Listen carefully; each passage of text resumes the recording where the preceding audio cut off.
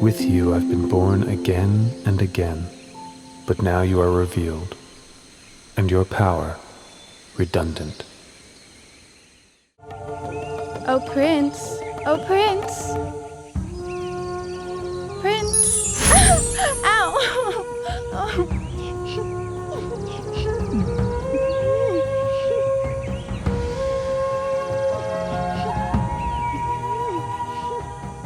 Daughters of Mara, go back.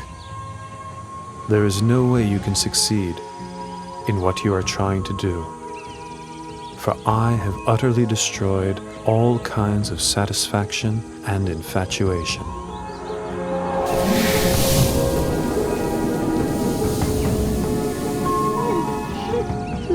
My name is Tanha, and this is Rakan Orti. We're not here to tease or deceive you, but the truth is, we are quite taken with the sight of you. Really and truly, sir, no one has ever made us feel so enamored as you. No one, sir. That's right. The three of us offer our bodies and our hearts to your service, expecting no reward. Our wish is simply that you find satisfaction in us, even if only for a short time. That would make us so very happy. I've told you already. I have utterly destroyed all kinds of satisfaction and infatuation. You will not find what you are looking for. There is nothing for you here. You should go away.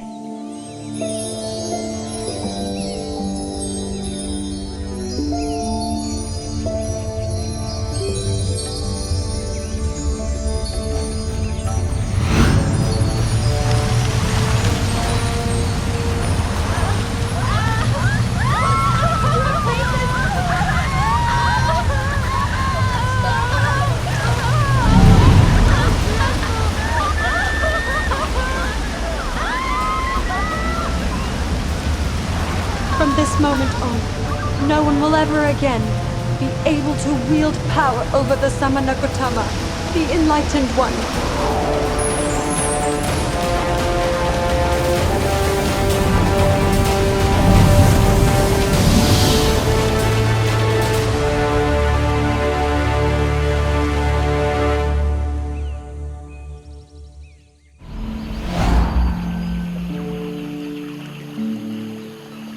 I, Naga King Muchalinda, am the Buddha's servant. I pay homage to the Blessed One.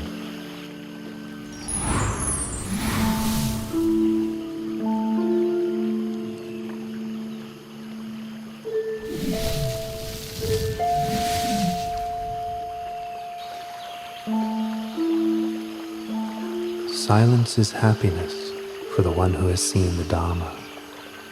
Delight in the peace of seclusion, harmlessness to all beings, freedom from lust, and overcoming sensuality. These are the highest joys in the world. Eradication of conceit is the greatest happiness of all. Your two humble servants bring baked and ground grain meal to offer. Please may the Lord Buddha accept our offering. I lost my alms bowl before my enlightenment. When I accepted the honeyed milk rice from Sujata, I floated the golden tray off in the stream. Now these two merchants are offering me a meal.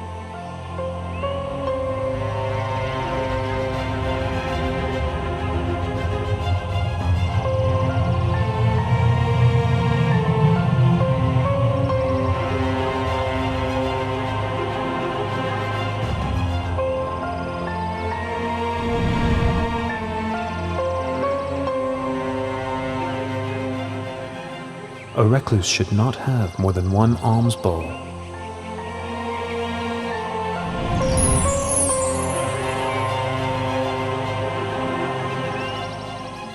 We, Tapusa and Balika, declare ourselves to be lay Buddhists. We take refuge in the Buddha and the Dhamma for the rest of our lives. I have attained the Dhamma, which is profound and subtle. it is difficult for ordinary people to understand and practice.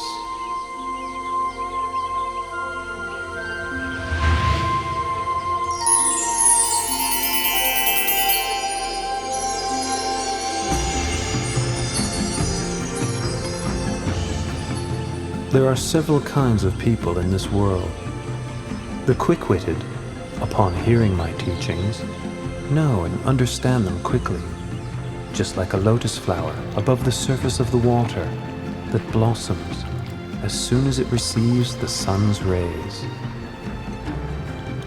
Those of moderate intelligence, having heard my teachings and then receiving some further explanation and training, are able to know and understand within a short time, just like a lotus flower, level with the surface of the water, ready to blossom the next day. The slow-witted, having heard the teachings, receiving further explanation and training, persevering with faith, are able to know and understand in the end, like a lotus flower below the water, which grows upwards before finally breaking through the surface and blossoming. The final kind of person, no matter how many times they hear the Dhamma, are unlikely to grasp the meaning or understand, although their listening may be a cause for realization in a future existence. This type may be compared to a lotus down in the muck and mire, falling prey to fish and turtles, not rising up and blossoming. This being the case, I'll preserve my life for the sake of spreading the Dhamma. I will teach humankind until the Dhamma becomes firmly established and widespread for the benefit and happiness of all for a long time.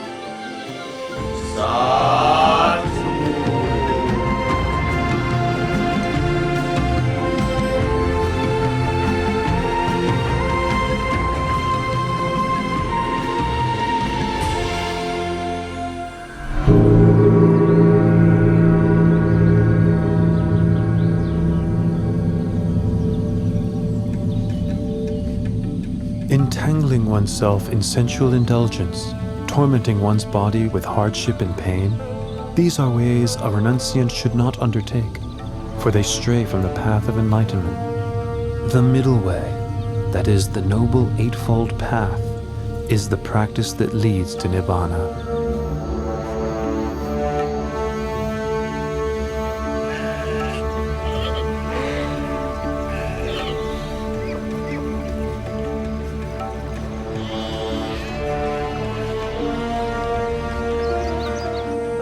There are four noble truths as follows. Suffering, disease of the body, disease of the mind, should be understood. Craving, which is the cause of suffering, should be abandoned. Cessation of suffering should be realized. The path of practice leading to the cessation of suffering should be developed. Once the Buddha had given his first Dhamma teaching, the Venerable Gondanya gained the vision of Dhamma and thus became the first stream enterer. Anya Kondanya knows the truth. Lord Buddha, please grant me ordination as a Buddhist monk. You are now a bhikkhu. Well taught is the Dhamma. Practice the holy life and put an end to suffering.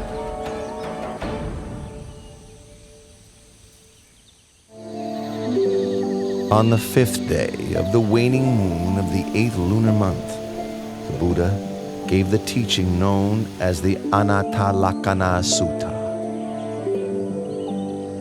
The 5 groups that we take as a self are as follows: body, feeling, pleasant, unpleasant, and neutral, perception and memory, mental formations, sense consciousness, awareness of mental impressions, These 5 aggregates are not me, not him or her, not mine, not his or hers, not myself, not his or herself. All these things are impermanent and insubstantial.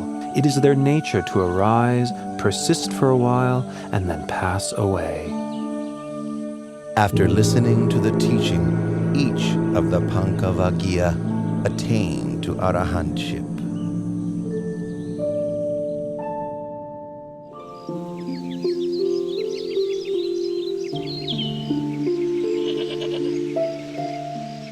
How troubled I feel. How frustrated. How troubled I feel. How frustrated. It is not troubling here. It is not frustrating. Come this way, Yasa, and I will teach you the Dhamma.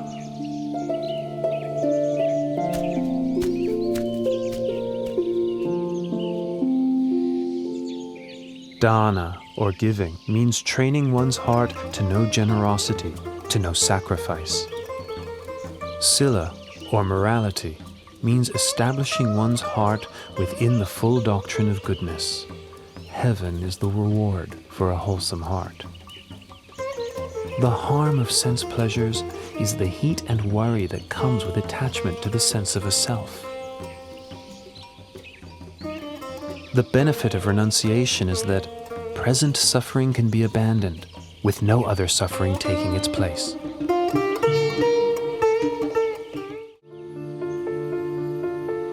Listen, all of you. Once you know the unwholesome and the roots of the unwholesome, know the wholesome and its roots, know decay and death as well as their causes, know the cessation of decay and death, the path leading to the cessation of decay and death. Once you know suffering and its causes, the cessation of suffering, know the path leading to the cessation of suffering, then you can be said to have the right view. Listen, all of you. A bhikkhu in this Dhamma Vinaya is taught not to grasp at any state. Hearing this, he understands with wisdom. Understanding with wisdom, he attends to knowing all states as they arise, knowing feelings as they arise, pleasant feelings, unpleasant feelings, neither pleasant nor unpleasant feelings. He considers the impermanent nature of feelings. He observes the arising, persistence, and passing away of feelings. Seeing impermanence, he grows weary of feelings, weary and disinterested. He is able to let go. Meditating on letting go, not grasping or clinging to feelings, leads him to contemplation and realization of cessation. Ascetic, sir, did you see a courtesan dressed in green pass by here? Please, sir. She took off with our clothing and our jewelry. So now we're searching for her, but we can't seem to find her. O Bhattavaggiya, is it better for you to seek for this woman, or to seek for yourselves? I guess it would be better to seek for ourselves. In that case, I will teach you the Dhamma. The wise person rids himself of infatuation and preoccupation with the 5 sensual pleasures. He sees that life is short, and to be distracted by such pleasures is like being snagged and bound up, just as a fish is caught by a hook. Having taken the bait, it's a cause for much suffering and struggle thereafter.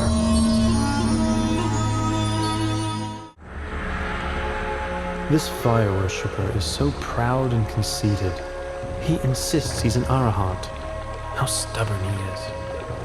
Uruwela Kassapa, your way of practice does not lead you to the path and fruit. So why do you consider yourself an arahant? Having deceived yourself, you deceive others. If you could give up your pride and practice according to my teachings, in no long time you would truly be an arahant. Oh, I realize my fault.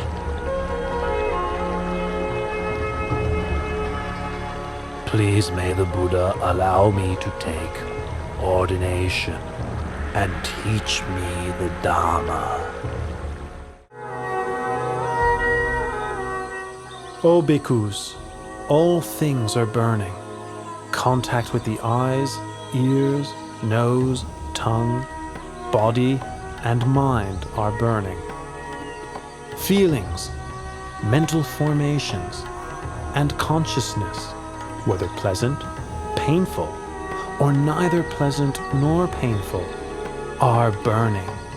Burning with lust, hatred, and delusion. Burning with birth, aging, and death. Burning with sorrow, lamentation, pain, grief, and despair. The well-taught noble disciple, seeing this, becomes weary of thoughts and feelings. Being weary, he releases his clinging. Releasing his clinging, his heart is freed.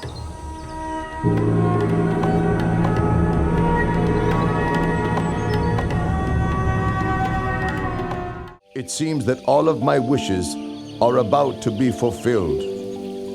Follow me. We're going to seek out the Buddha and ask for his teaching.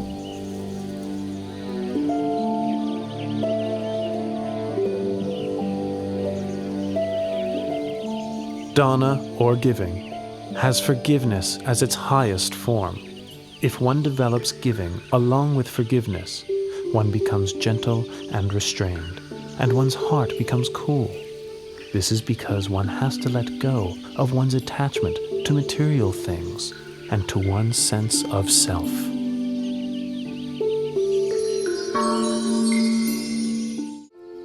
Bhikkhus, those two friends walking in here together are to be my pair of foremost disciples.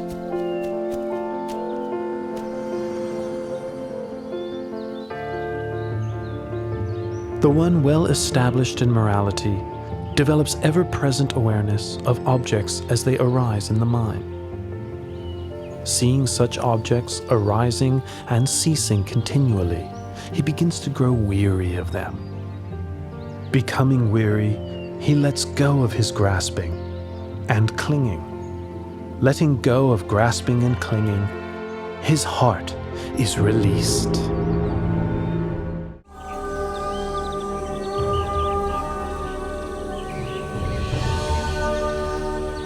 Moggallana. Employ the methods for overcoming drowsiness that I taught you. Moggallana. Feeling, whether pleasant, unpleasant, or neutral, is impermanent. It is of the nature to arise and cease. Being impermanent, it makes for suffering. Being impermanent, it is transitory and insubstantial, unreal, aniccham, dukkam, anatta.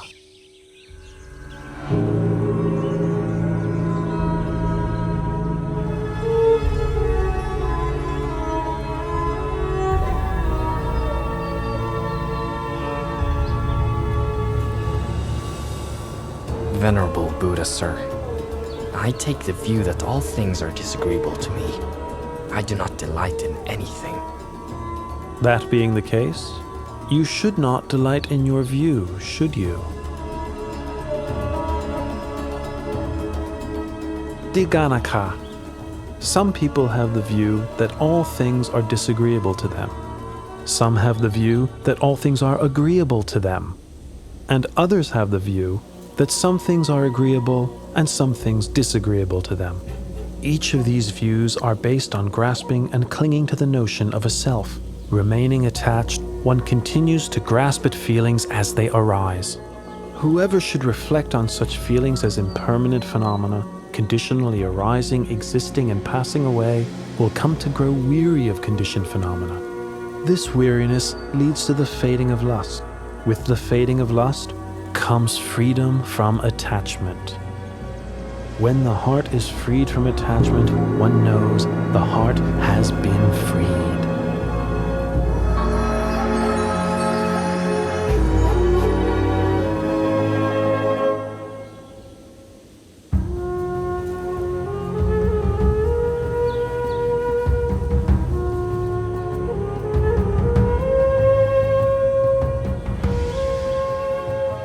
Hearing the Buddha's teaching uprights that which was overturned, reveals that which was hidden, shows the way to one who was lost, shines a light in the darkness. I take the Buddha, Dhamma, and Sangha as refuge for the rest of my life. Today is the day of the Katuranga Sanipata. I'll deliver the Ovada Patimokkha to the bhikkhus.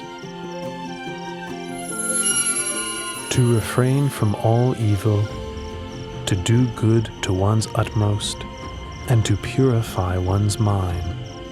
This practice is the fundamental principle of Buddhism.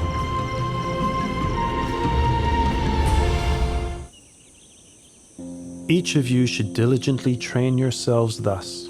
I will not grasp at the internal sense fields of the eyes, ears, nose, tongue, body, and mind. I will not grasp at the external sense fields of form, sound, smell, taste, bodily contact, and mental objects.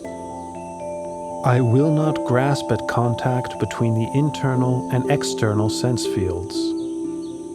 I will not grasp at feelings.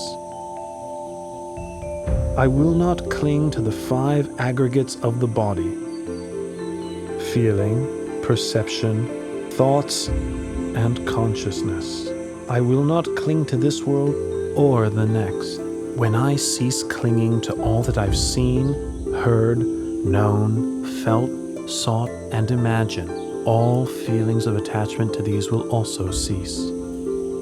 Listen, all of you. A person's heart may be purified through consistently applied efforts in practice, through wisdom, through Dhamma, and through morality, not by means of one's class, family, or property.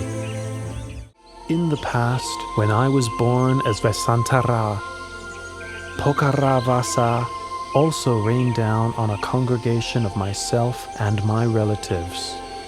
Listen, all of you. Whoever upholds morality will have happiness in this world and the next.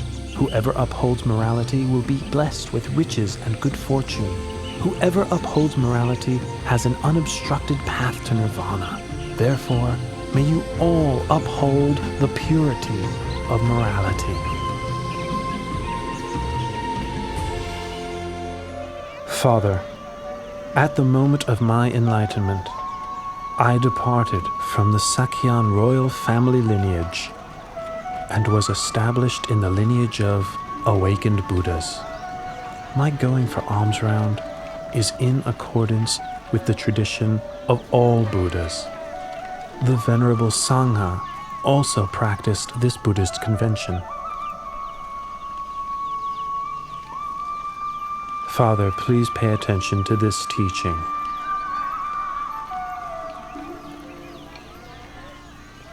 When a person clings to and indulges in form, feeling, perception, mental formations, and sense consciousness, that person is bound by the snare of Mara and burdened with the whole mass of suffering. When such a person doesn't cling or indulge in these, that person is freed from the snare of Mara and released from the whole mass of suffering.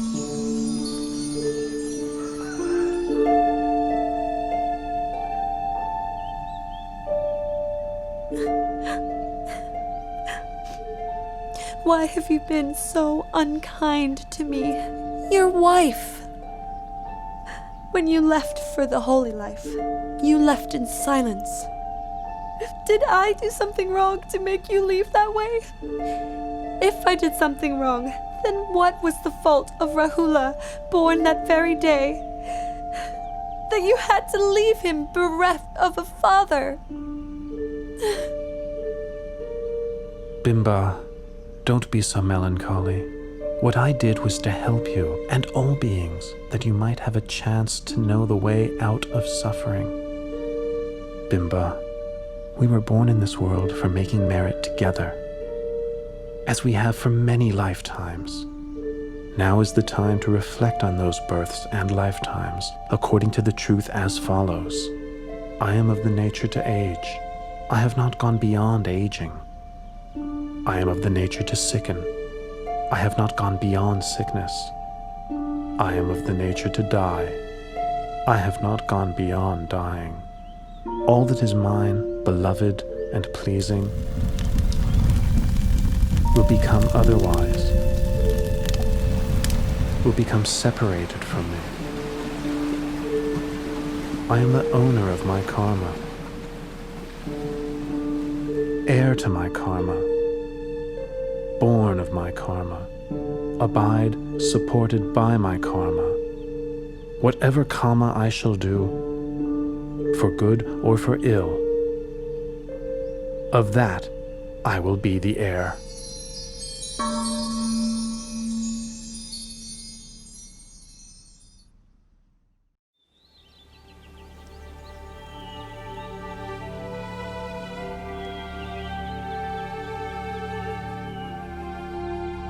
My mother tells me that you have great treasures, you have great wealth. But since ordaining, you have no desire for royal wealth. As your royal successor, I wish to request my inheritance, which is mine by right. External treasures bind one to the round of death and rebirth on the wheel of samsara. Better to give the noble treasure, that is, the most excellent internal treasure, instead of worldly wealth. Rahula, I have the most excellent noble treasure to offer you. Sariputta, release Rahula from worldly suffering and bestow him with noble treasure by ordaining him a samanera.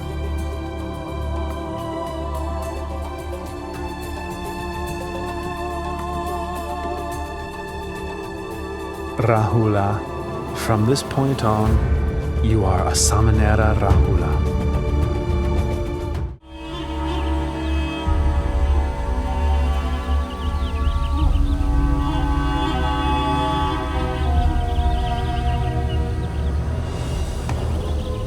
Nanda.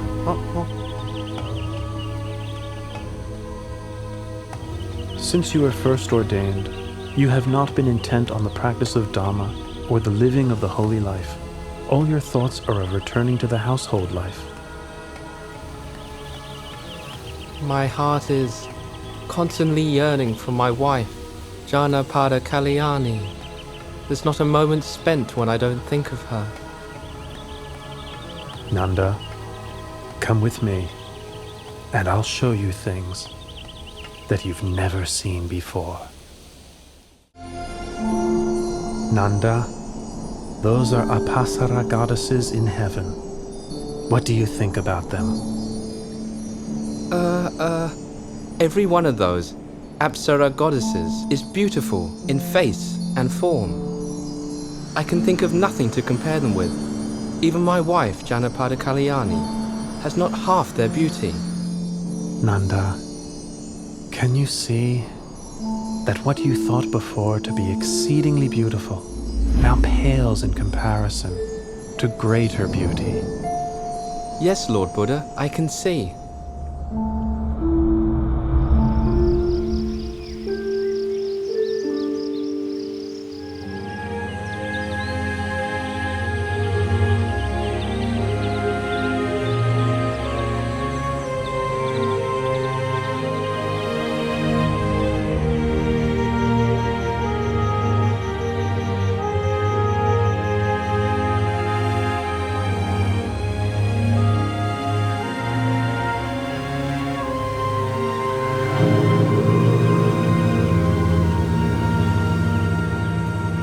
Nothing can ensnare a man's heart more tightly than a woman. Nothing can ensnare a woman's heart more tightly than a man. In truth, love is like a noose which binds one to obsession and infatuation. It brings one to birth and death in the world again and again, dragging one down into a mass of suffering. That's right, Nanda. There is no pleasure equal to the peace that can be found within one's own heart. For as long as humans rush around seeking external distractions, they will never meet with genuine happiness. Nanda, when you release your clinging and view the whole world as empty, your heart will be free, open, expansive, radiant, and joyful.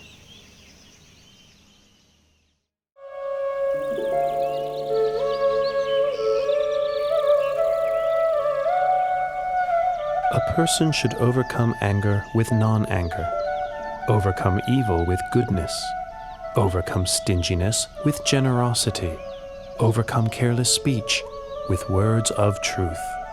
Those engrossed in worldly enjoyments, indulging in sense pleasures, intoxicated by wealth, social standing, extravagance, praise, rank, prestige, and power, cannot see the noble beauty of truth.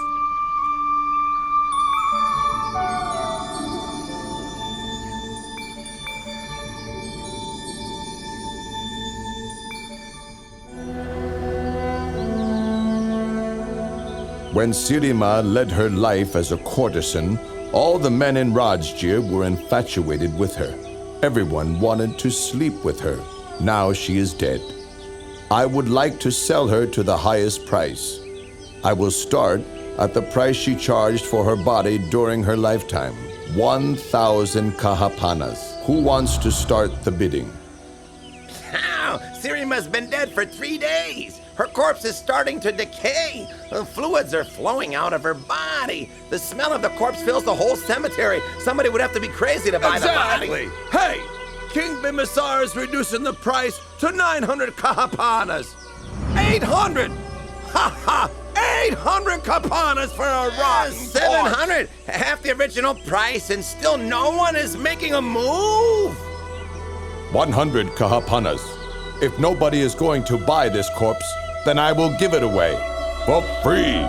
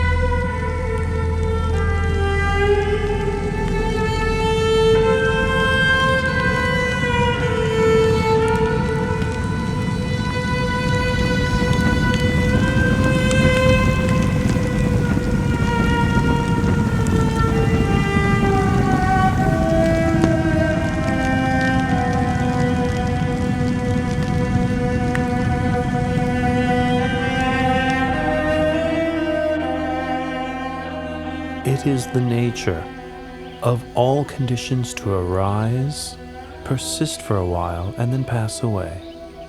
Investigate the impermanence of all conditioned phenomena. The tears of beings wandering through samsara are beyond measure. The bones which are laid down upon this earth cover it without gaps. This is something that is truly sobering to know. One who is still attached to forms, sounds, tastes, odors, and physical sensations cannot find liberation from this world.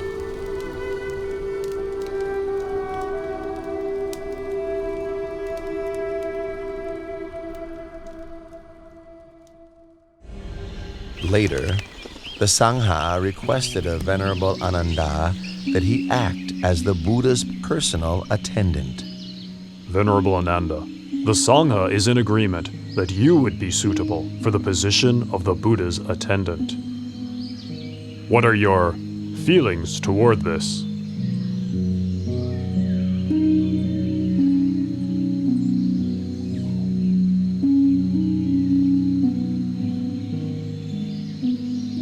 O Lord and great teacher, I am ready to serve and attend to you. But please, may I make 8 requests of you? Very good, Ananda. Make your requests. My 8 requests are as follows. 1. May the Lord Buddha not give me good quality robe cloth. 2. May the Lord Buddha not give me good quality alms food. 3. May the Lord Buddha not have me stay in the same dwelling as himself.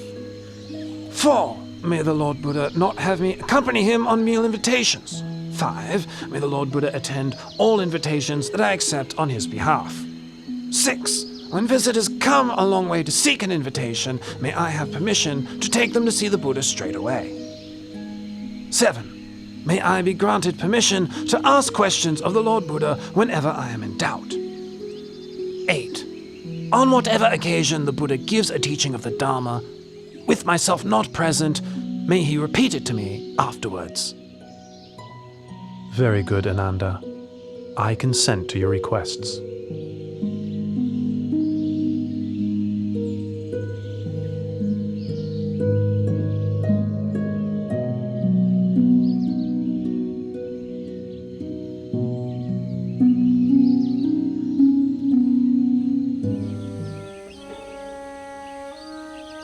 In order that the bhikkhus in the Buddha's dispensation may inspire greater faith of the lay people, may I request that the Buddha approve the following 5 rules to establish strict practice guidelines for all monks. Number 1. A bhikkhu must live only in the forest, not in a town or village. Number 2. A bhikkhu must live only on food given on alms round. Meal invitations are not to be accepted. Number 3. A bhikkhu must wear only rag robes. He must not accept an offering of new robes. Number 4. A bhikkhu must live only at the foot of a tree, not in a man-made construction. Number 5. A bhikkhu must not eat any kind of meat. Should any bhikkhu break any of these rules, he must face punishment. What does the Lord think about these rules? Devata, I deny my permission. This Dhamma Vinaya is not slack in its rules. What you are asking for would create inconvenience for all bhikkhus in terms of maintaining their livelihood. Let all these observances be voluntary. As for the rule against eating meat, I allow meat which is pure in 3 aspects, not seen, heard, or suspected, to have been killed specifically for the sake of oneself. My bhikkhus, who do you think is superior? My rules are stricter, aren't they? Whoever agrees should come and live with me. Devata, don't do this. Breaking up the Bhikkhu Sangha is a very heavy, evil karma. From this day on, I am no longer your disciple. I'll be carrying out formal acts of the community only with my own monks. Whoever agrees, follow me.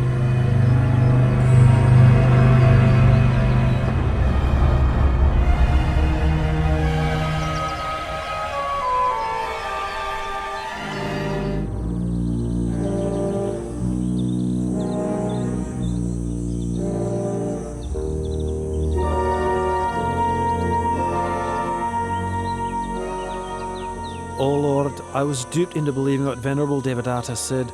I thereby committed gravely serious wrong actions which affected the Buddha. I now realize my mistake. Please, may I beg your pardon? Please forgive me. I promise I will never do unwholesome deeds like that again. Your Majesty, it is a timeless law that in this world, hatred can only ever be appeased by non-hatred. One who associates with fools is doomed to sorrow for a long time. One who is perfect in morality shines like a bright flame. One with mindfulness is happy and grows in the Dhamma at every moment. If a king rules with Dhamma, all his citizens will be happy. Bhikkhus, all conditioned things are of the nature to arise, persist for a while, and then pass away. Therefore, we should consider such things as impermanent, uncertain, unreliable. The tears of beings who wander from birth to death on the wheel of samsara are countless.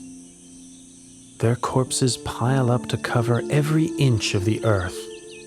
It's such an enormous pity, and worthy of sadness. Those who cling to attachment to the forms, sounds, smells, tastes, and touches of this world have not the slightest chance of ever going beyond it. I declare myself as a Buddhist lay practitioner and take the Triple Gem as my refuge for the rest of my life.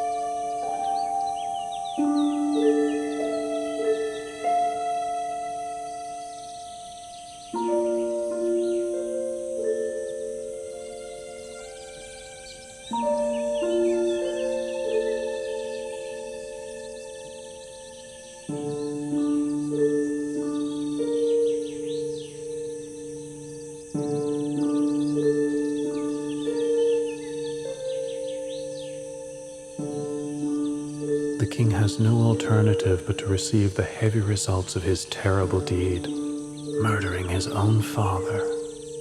The perfect vision of the Dhamma, therefore, does not arise in him here.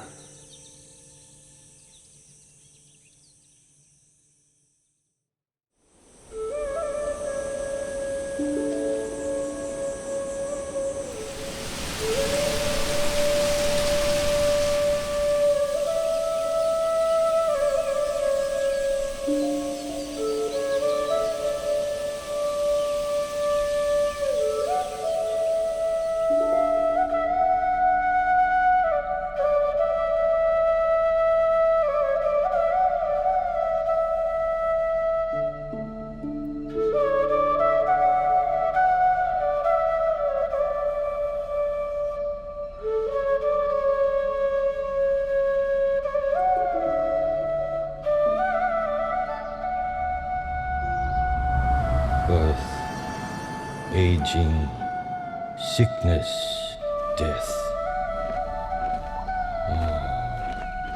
Greatness, striving, struggle, conceit, suffering. Your Majesty, the Lord Buddha has arrived at the royal palace.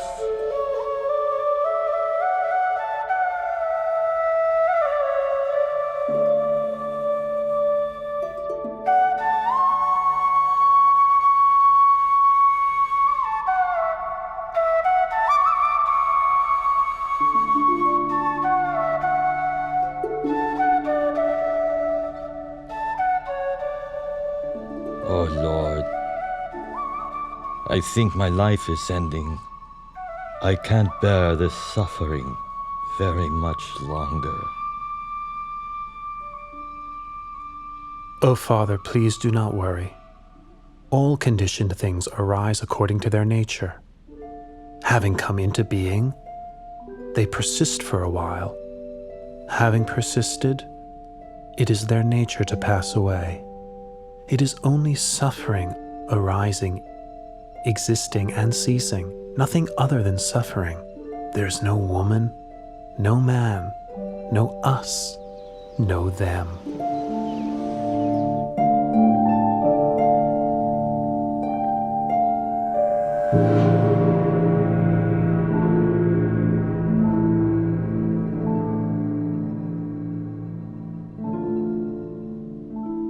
Throughout the last 7 days, Lord Buddha, you have taught me the Dhamma day and night.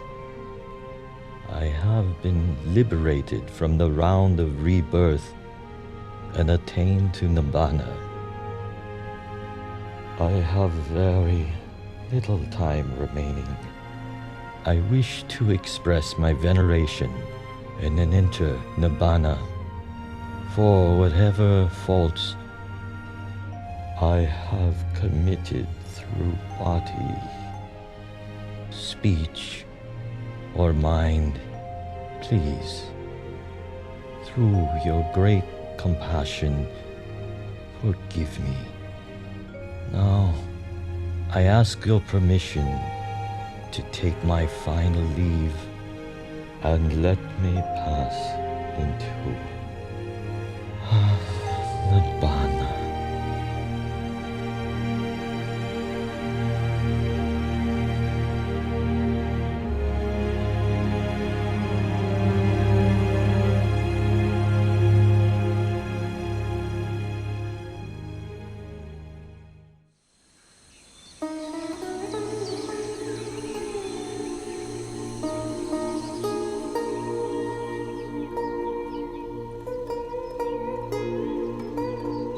We have asked for ordination from the Lord Buddha 3 times, but he has not yet given his permission. However, we won't give up our efforts. Let us shave our heads, put on the yellow robe, and follow the Lord Buddha wherever he goes.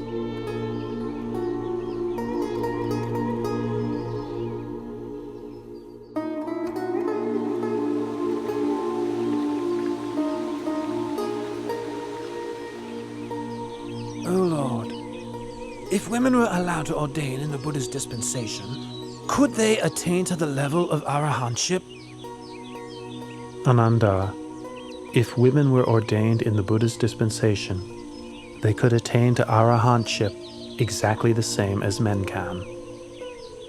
If that is the case, in your kindness, please give ordination to Queen Mahapachapati, who raised and looked after you when you were a child, and thus fulfill her wishes, Lord. Ananda, if Pachapati will practice according to the 8 strict conditions, I'll give her my permission.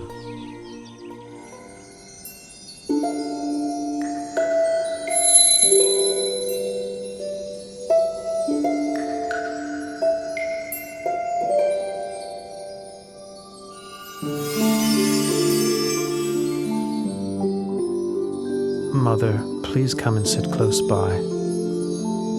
The kindness you showed me in your past life was great beyond measure. As an expression of my gratitude, may I take this opportunity of teaching you the Dhamma during the 3-month range retreat here in Tavatimsa, so that you may attain the path, fruit, and nirvana. Mother, please listen. Ignorance and craving lead a person to rebirth. Agitated, their heart rushes around within samsara. For as long as the aggregates come into being, the supposition of a being is also there. In truth, such conditioned things are not worthy to be called a being. There is only suffering which arises, and suffering which decays and ceases. Aside from suffering, nothing arises. Aside from suffering, nothing ceases.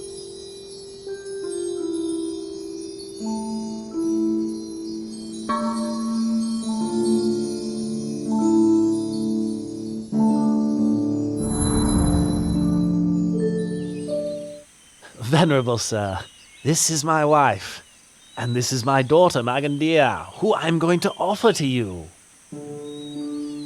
Brahmins, I rejected sensual pleasure on the day of my enlightenment. I've seen the root cause of your existence, karma. You arise from sensual thoughts. Those thoughts arise in me no longer. Your karma will appear no more. Brahmins, listen to this teaching. The wise person must put effort into raising his mind out of attachment to sensuality, freeing himself from Mara's snare, steadying himself with the hook of mindfulness, he is able to master himself. He is able to have victory over himself.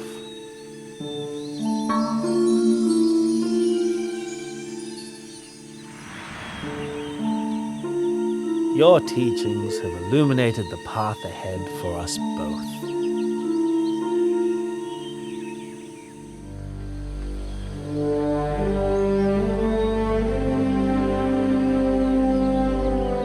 My name is Varanja Brahman. I am the ruler of this town of Varanja. Hearing of your reputation as a perfectly enlightened Buddha, I wish to have a Dhamma discussion with you.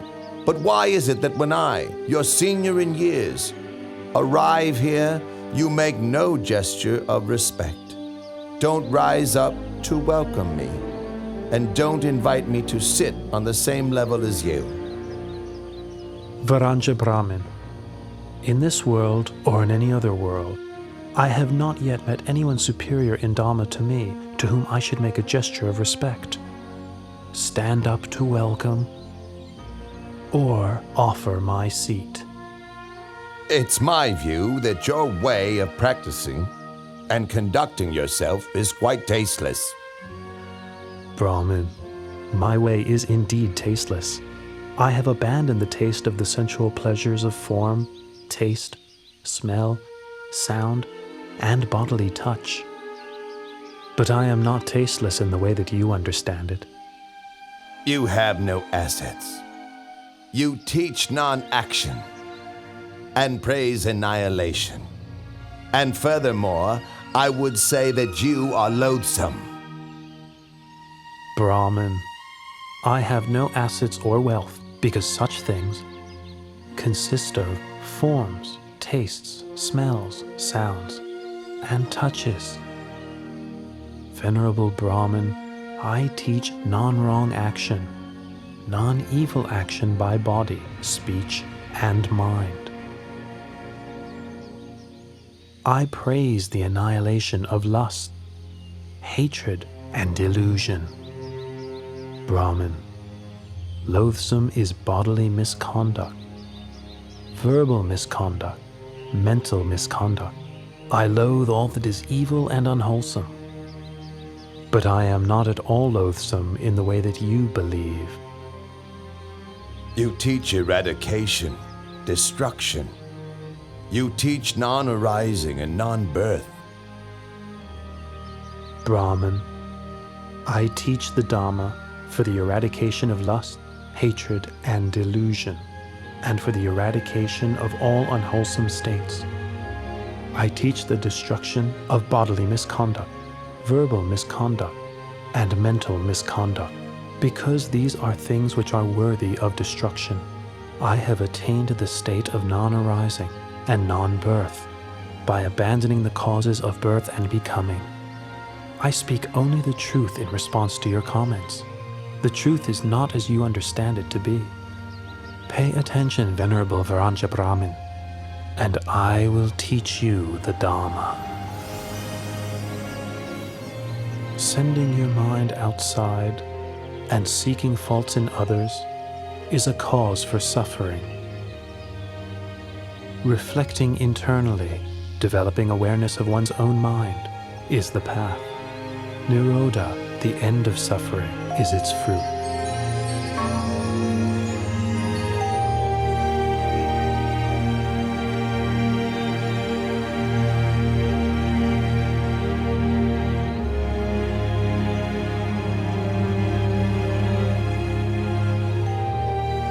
The Dhamma teaching you have given has illuminated the way for me.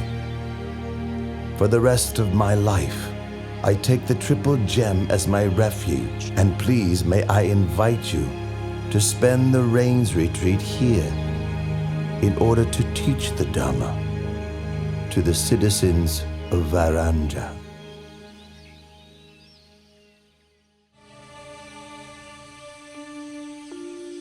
The Lord Buddha has forgiven us for our dispute. It was good that we saw our fault and swiftly made our way from Kosambi to pay our respects to the Lord Buddha in Jedah's grove. You're right. The Lord is going to give us a Dhamma talk. Pay attention. Know this, monks. This flourishing or decline of this teaching is not dependent on the actions of outsiders, but depends upon the fourfold assembly of monks and nuns, laymen and laywomen. Consider the fool whose acts of body, speech, and mind cause harm to self and others. You have all entered the Sangha and have been training in the well-expounded teachings that I have given to you.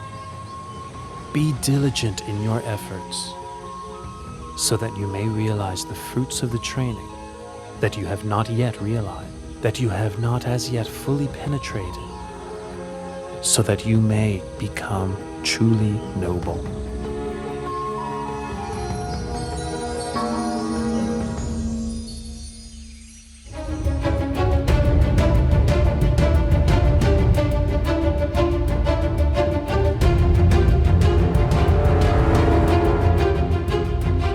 That's strange.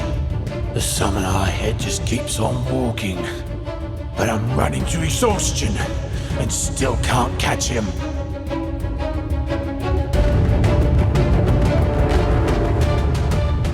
Oh. Stop there, summoner! Summoner, stop there! I have stopped already. It is you who have not yet stopped. A holy man should speak only the truth. But there you are, striding onwards, telling me you've stopped. Here I am standing still, and you tell me I haven't stopped?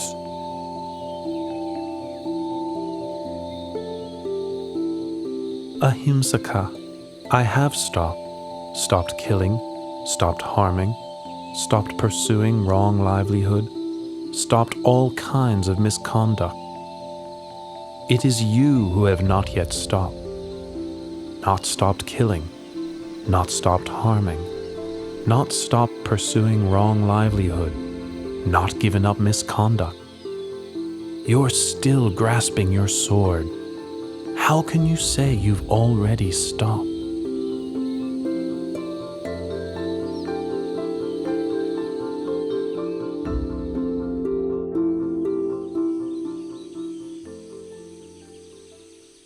The words you have spoken are immortal and true, but never before heard, even in my master's hermitage. Ahimsaka, all things which arise are of the nature to eventually cease.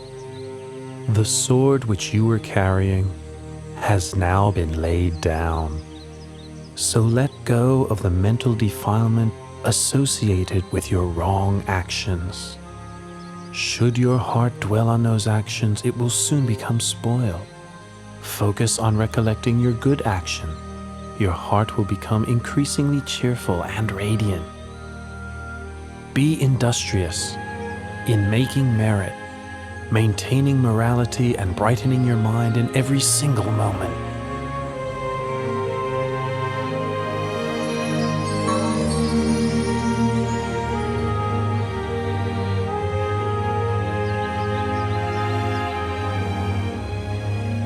From now on, I devote myself wholly to Buddhism.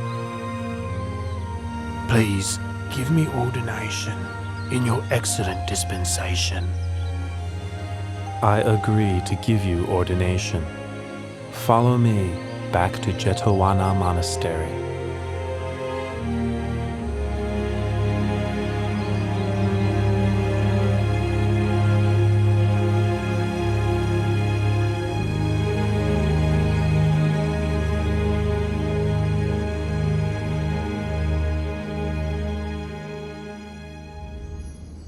All right, I give in.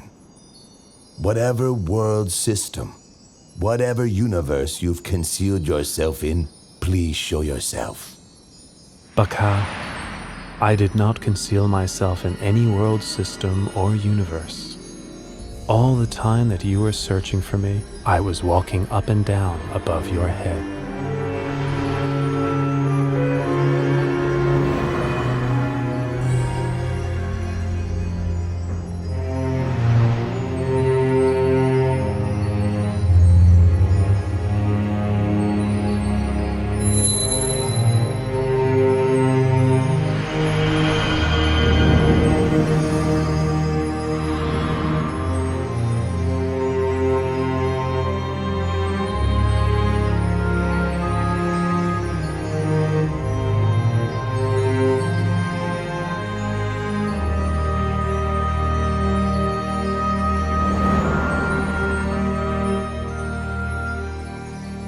Lord Buddha, I offer my obeisance.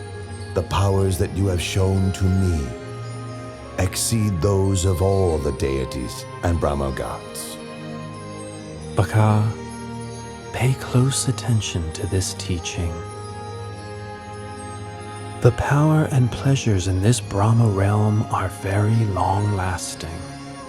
They encourage you to think that all things are permanent.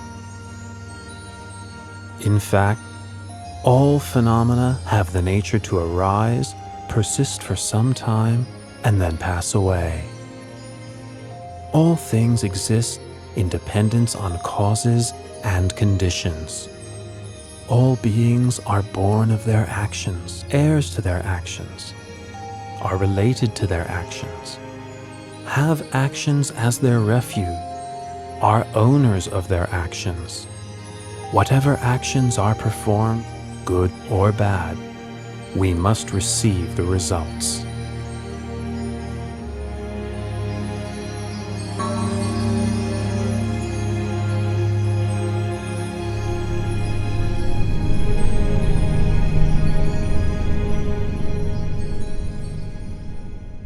Ananda, I am now 80 years old and my body is decayed and deteriorating.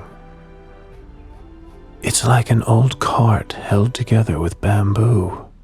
It can be used to carry a load for only a short while longer, but it's not a lasting solution. Only through concentration of mind can I hold this body upright and keep on walking. As for you, you must take refuge unto yourself. In the end, there can be no other refuge. Ananda, the precincts of Baliwea Chetya are peaceful and quiet. Should anyone develop the 4 methods for success and have the wish to extend his life for a very long period, he will surely succeed in what he wishes. Oh Lord, what was the cause of that sudden unexpected earthquake? Please tell me.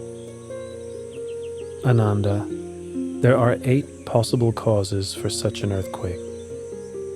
1. Movement of the winds. 2. A person with psychic powers. 3. The Bodhisattva departs from the heaven of Tusita and enters his mother's womb. 4. The Bodhisattva is born. 5. The Buddha becomes enlightened. 6. The Buddha gives the first teaching, setting the wheel of Dhamma in motion. 7. The Lord Buddha lets go of the life principle. And 8. The Lord Buddha passes away. I have now let go of the life principle. In 3 months' time, I will enter Parinibbana. This is the cause for the earthquake which just occurred. But now I have met with Mara and resigned to dying. That which the Tathagata has let go of has undone, abandoned. It is not suitable to ask that he take up such a thing again.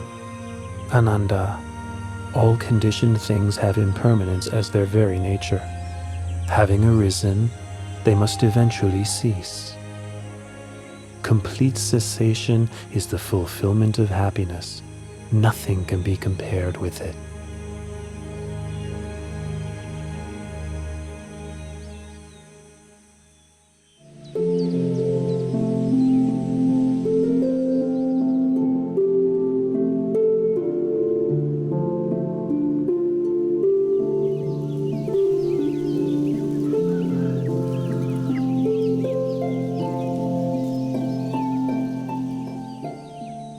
wise person should lift his mind out of longing for sensual pleasures. Give up this snare of Mara, using mindfulness for restraint. A wise person is able to control himself, able to attain victory over himself. Lord Buddha, in addition to coming to stay in my mango grove, you have also given me a Dhamma discourse.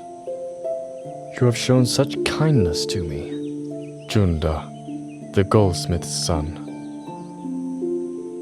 Tomorrow morning, please accept my invitation to receive alms food at my house.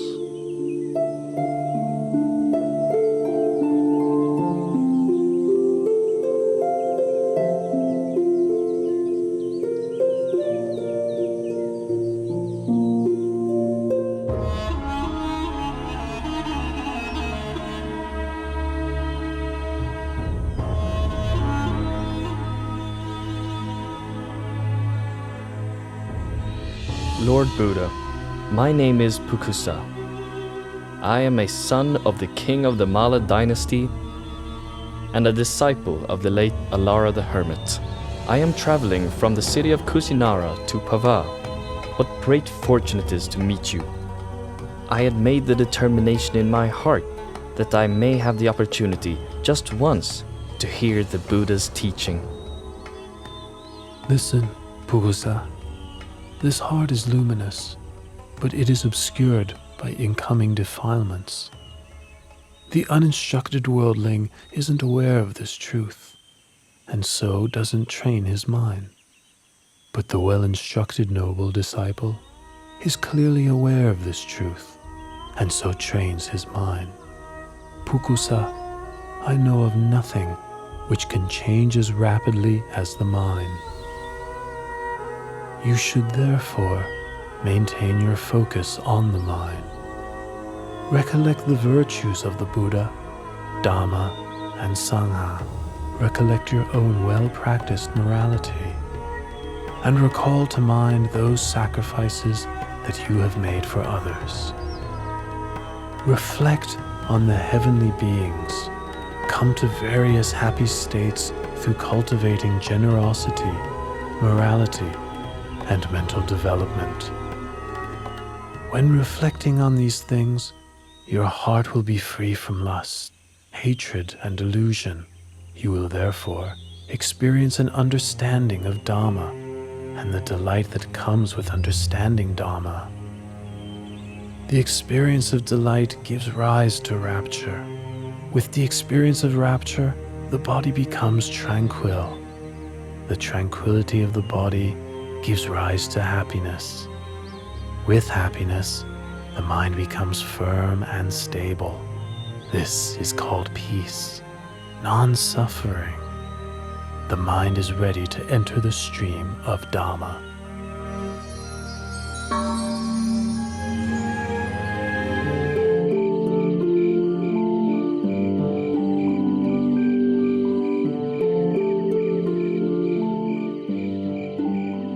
Ananda, from now on, I will not rise up from this place again.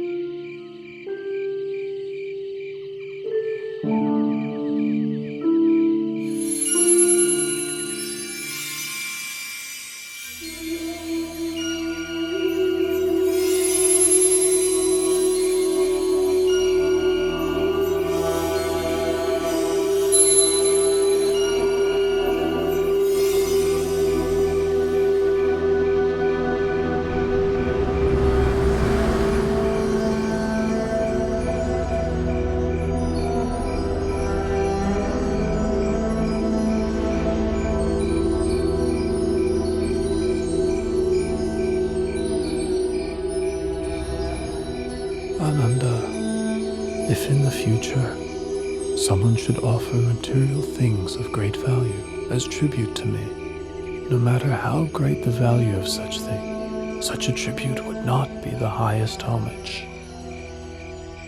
Ananda, whoever should practice according to the Dhamma which is rightly taught by me, such a person pays the highest homage. Ananda, I will pass into Parinibbana tonight.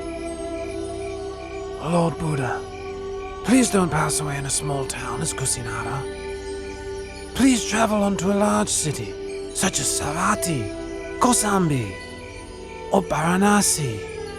These cities have large numbers of noble, Brahmins, and householders who have great faith in you and the lessons you have given them. Ananda, do not fault Kusinara for being such a small town.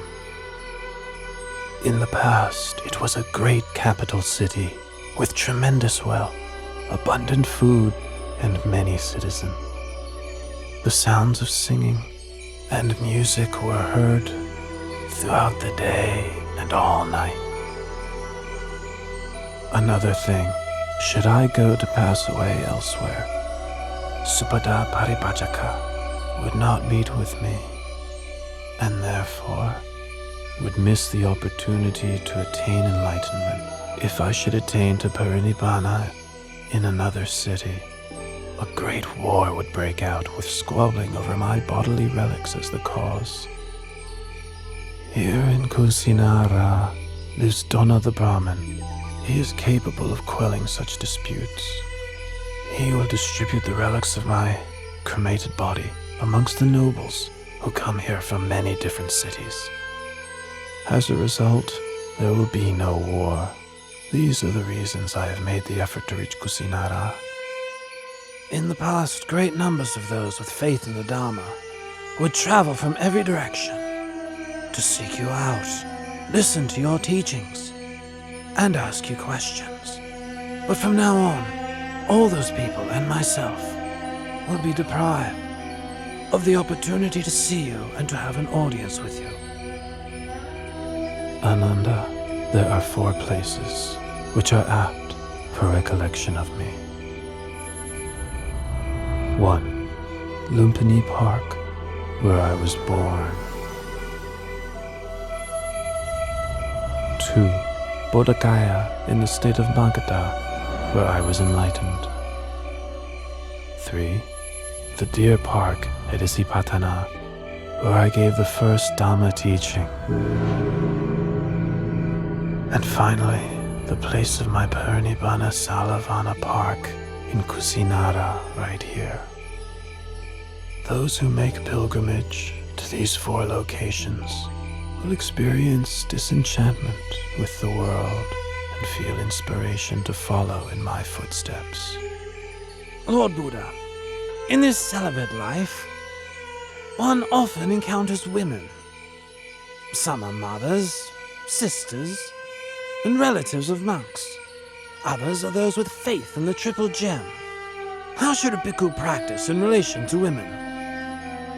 Ananda, a bhikkhu ought not to look at women at all. It is better this way. But if a bhikkhu must see women, how should he behave towards them? Ananda, if it's necessary to see women, they ought not to engage in conversation with them. It is better this way. If it is necessary to converse with women, how should a bhikkhu practice? In that case, a bhikkhu should have well-controlled mindfulness and sense restraint. He should have orderly speech and guard his mind from falling prey to lust or infatuation. The beautiful things of this world themselves are not sense desire, but the lust which arises in one's mind due to unwholesome intention, that is a person's sense desire. Once one has abandoned pleasure in unwholesome states, beautiful objects of this world still exist, but there is no way one can be harmed by them. Lord Buddha, after you have passed into Parinibbana, how should we treat your body? Use the method for treating the body of a wheel-turning monarch. Wrap the body in 500 layers of white cloth, lined with cotton wool. Then place it in a coffin with perfumed oil. Then place the coffin on a pyre of sandalwood. Once the body has been cremated, enshrine the relics in a stupa, which is to be built at a crossroads, so that people can pay their respects there for a long time to come.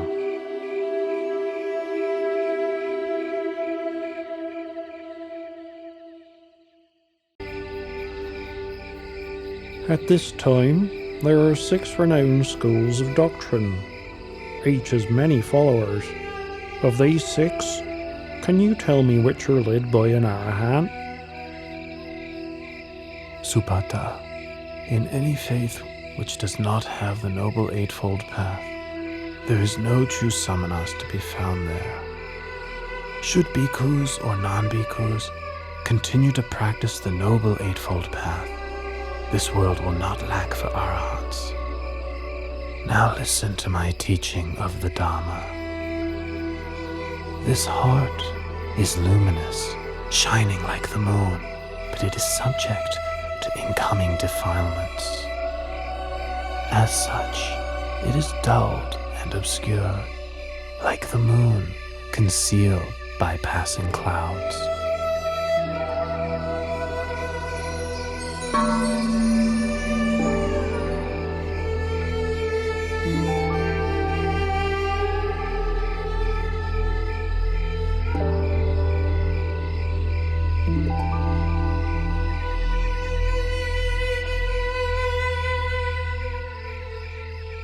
Lord Buddha, teacher of the most excellent Dhamma, you make right that which I've wrongly seen for so very long. Please may I take ordination in the Buddha's dispensation? Ananda, please take on the task of ordaining Supata as a bhikkhu.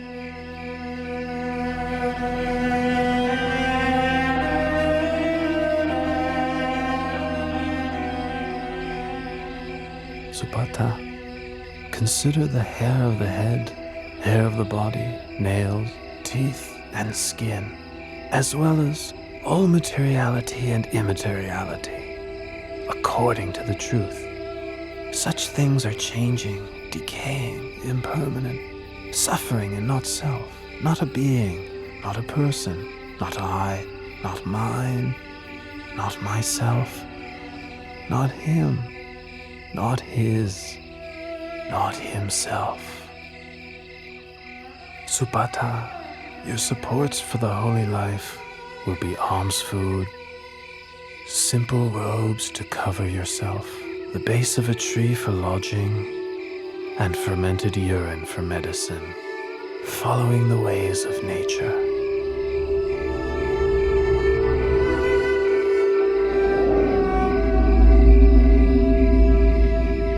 Loyal bhikkhus, when I have passed away, the 84,000 teaching of Dhamma Vinaya will be your teacher. Don't think to yourselves, now that the Buddha has passed away, we'll have no teacher.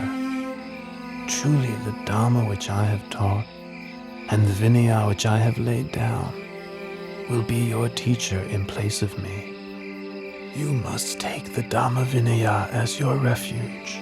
Don't take anything else as your refuge. Even I, the Tathagata, am only the one who points the way. Ananda, come and sit close by.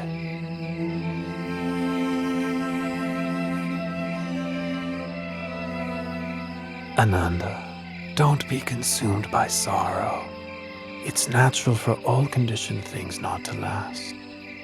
All that arises must decay, break apart, and pass away. You have traveled with and cared for me for a long time. Now you must make efforts towards your own liberation. In no long time, you will be fully enlightened.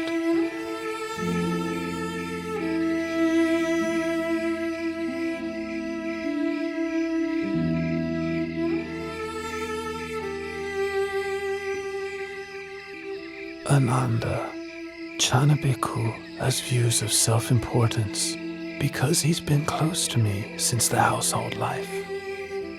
He has become stubborn and difficult to teach. Once I have passed away, he will become even more stubborn and disrespectful, refusing to take instruction from any monk. You must give him the Brahma penalty. How do we impose the Brahma penalty? All the monks must refrain from speaking to, instructing, and admonishing Channa. Having received this punishment, Channa will realize his fault and change his ways. Finally, he will attain to arahantship. Loyal bhikkhus, for as long as the Sangha meets regularly together, in harmony, with respect for the disciplinary rules, and with humility towards the senior monks, careful not to fall under the influence of craving, content to live in the forest, and wishing happiness to all that come to live and practice. For as long as the Sangha is not preoccupied with work, not prone to indulging in talk, not given to excessive sleeping, not socializing without good cause, not given to indulging unwholesome desires, not falling under the power of evil intentions, not consorting with bad people, not giving up effort in practice, but striving for the attainment of higher dhammas. For so long there will be no decline for the Sangha, but only development and growth.